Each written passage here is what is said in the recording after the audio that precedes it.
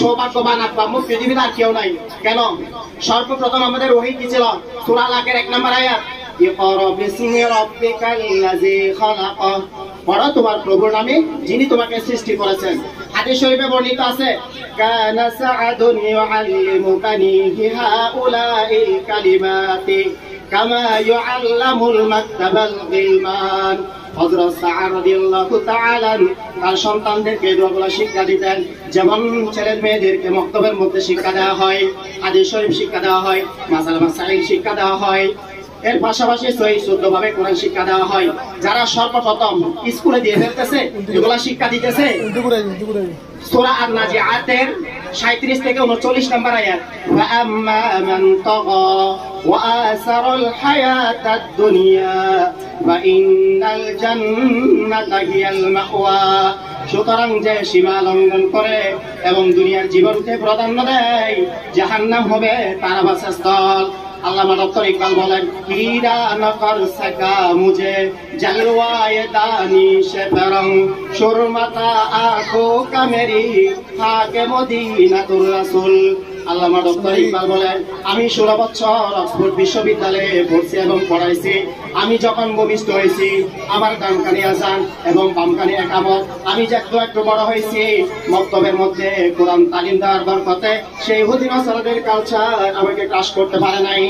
কেন? ছোটবেলা থেকে কোরআন শিক্ষা দেওয়ার কারণে আজকে ওনাকে ইহুদি নাসারাদের কালচার ক্রাশ করতে পারে নাই।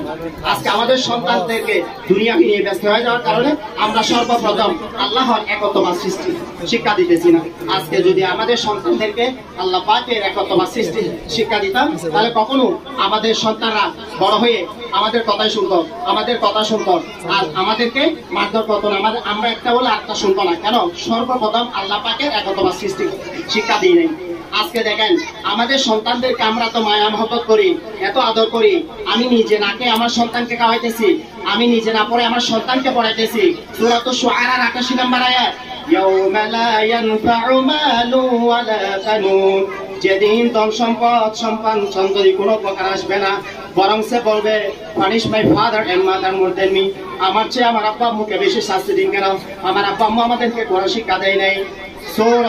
সূরা লুকমানের 33 নম্বর আয়াত, ইয়া আইয়ুহান নাসু তাকু রাব্বাকুম ওয়া খাশাউ ইয়াওমান লা ইয়াজজি ওয়ালিদুন আন ওয়ালাদিহি ওয়ালা মাওলুদুন হুয়া জাযিন আন ওয়ালিদিহি শাইআ ইন্না ওয়া'দাল্লাহি ফালা তাগুররান্নাকুমুল হায়াতুদ দুনিয়া ওয়ালা ইয়াগুররান্নাকুম বিল্লাহিল গরুর।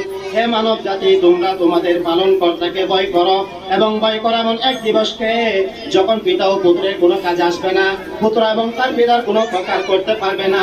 নিঃসন্দেহে আল্লাহর ওয়াদা সত্য। অতএব পার্থিব জীবন যেন তোমাদেরকে ধোঁকা না দেয় এবং আল্লাহ সম্পর্কে প্রতারক শয়তান যেন তোমাদেরকে প্রতারিত না করে। আপনি যদি আপনার সন্তানকে মাদ্রাসায় পড়াতেন, তাহলে খানা খাওয়ার শুরুতে গুন্দা পড়িতে হয় বিসমিল্লাহি ওয়া আলা বারাকাতিল্লাহ। খানা খাওয়ার শুরুতে বিসমিল্লাহ বলিয়া গেলে গুন্দা পড়িতে হয় বিসমিল্লাহি ওয়া আলা আখিরা। খানা খাওয়া শেষ হইলে গুন্দা পড়িতে হয় আলহামদুলিল্লাহিল্লাযী আত'আমানা ওয়া সাকানা ওয়া জা'আলানা মিনাল মুসলিমিন। রোগীকে দেখিতে গেলে রোগীর শরীরে ডান হাত রাখিয়া গুন্দা পড়িতে হয় আলহামদুলিল্লাহিল্লাযী আযহাবা আন্নি আযা ওয়া আফানি। জ্বর হইলে গুন্দা পড়িতে হয় বিসমিল্লাহিল কাবীর আউযু বিল্লাহিল আযীম মিন শাররি কুল্লি ইরকিন নারি ওয়া মিন শাররি হাবিবিন নার। আমি সবাইকে অনুরোধ করবো সন্তানকে দিনী প্রতিষ্ঠানে পড়াবেন। আপনি স্কুলে দেন, কোনো সমস্যা নেই, আগে কোরআনটা শিক্ষা দেন, এর পাশাপাশি আল্লাহ পাকে একত্ববাদ সৃষ্টি শিক্ষা দেন। এগুলো যদি শিক্ষা না দেন, সন্তান বড় হয়ে তাহলে আপনার কথা শুনবে না।